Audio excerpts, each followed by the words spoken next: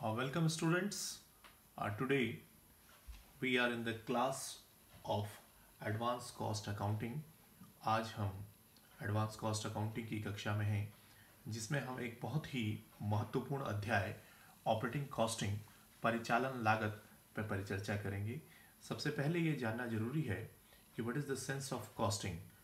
Costing से मतलब होता है the manufacturing expenses in the total sense. It means किसी भी वस्तु के निर्माण में जो भी व्यय किया जाता है उसे लागत कहा जाता है।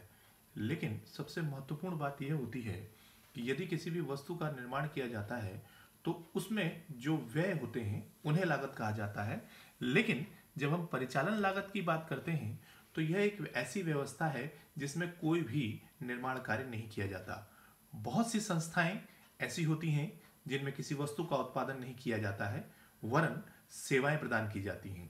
ऐसी संस्थाओं की प्रदान की जाने वाली सेवा पर आने वाली लागत को ही परिचालन लागत, ऑपरेटिंग कॉस्ट या सेवा लागत, सर्विस कॉस्ट कहते हैं। आंग्ल भाषा में हम कह सकते हैं कि there are large number of organisations where the goods are not produced but services are rendered. The cost incurred for rendering services by these organisation is termed as operating cost और service cost। इस operating cost की परिभाषा को परिभाषित करने के लिए कई विद्वानों ने, कई संस्थाओं ने इसे परिभाषित करने का प्रयास किया है, जिसमें ICMA के अनुसार परिचालन लागत का अभिप्राय सेवा प्रदान करने की लागत है। और यदि इसी परिभाषा को लागत लेखांकन मानक 1 कॉस्ट अकाउंटिंग स्टैंडर्ड्स 1 के अनुसार परिभाषित किया जाए तो उनके अनुसार परिचालन लागत ऐसे उपक्रमों से संबंधित होते हैं जो कोई उत्पादन निर्मित नहीं करती वरन सेवाएं प्रदान करती है। ICMA के अनुसार, जो कि इंग्लैंड के अनुसार परिभाषा दी गई है, परिचालन लेखांकन का उपयोग वहां किया जाता है जहां किसी प्रतिष्ठान द्वारा अथवा किसी प्रतिष्ठान के अंतर्गत सेवा लागत केंद्र द्वारा मानक सेवा प्रदान की जाती है। As per ICMA, operating cost is the cost of providing a service. According to CAS Cost Accounting Standard 1, operating cost refers to the cost of undertakings which do not manufacture any product but which provide services.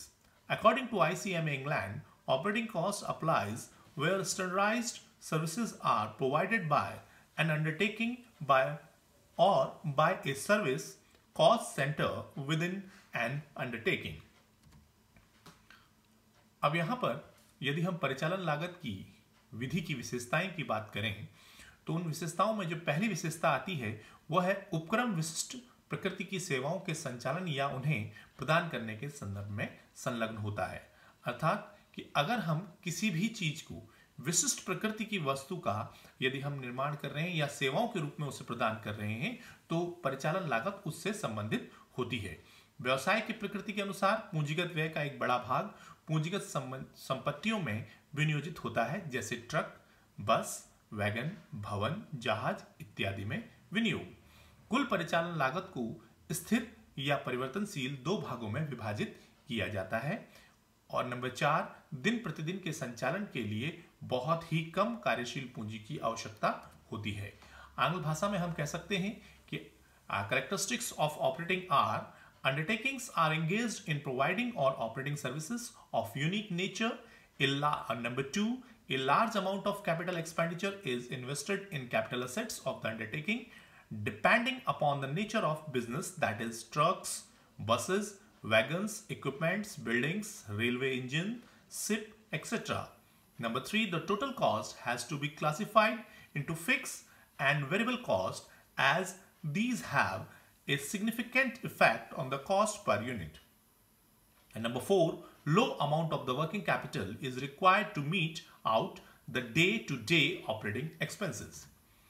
जब हम operating cost के या operating के field की operating cost के field की हम बात करते हैं तो ऑपरेटिंग अकाउंटिंग के जो स्कोप्स हैं उसमें नंबर 1 है आपका परिवहन सेवाएं, जिनमें बस, रेलवे, ट्रामवे, ट्रक, वायुयान, स्टीमर, समुद्री यातायात आदि को शामिल किया गया है। दूसरा, सप्लाई सेवाएं, गैस, पानी, बिजली आदि को इसमें शामिल किया गया है।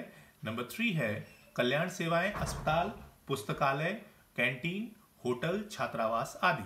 नंबर 4 मनोरंजन सेवाएं, जिनमें शामिल किया गया है सिनेमा, सर्कस इत्यादि को। और नंबर 5 नगरपालिका सेवाएं, जिनमें सड़क, अनुरक्षण, स्ट्रीट लाइट को शामिल किया गया है। स्लाइड में जैसा कि आप देख रहे हैं, स्कोप ऑफ ऑपरेटिंग कॉस्टिंग, जिसमें नंबर 1 है ट्रांसपोर्ट सर्विस, इन विच बस, railway, trams and truck, air and marine transport is included. And number 2 is the supply services, in which gas, water, electricity, etc. included. And number 3 is welfare services, hospital, library, hostel, canteen, hotel, cafeteria, etc. included.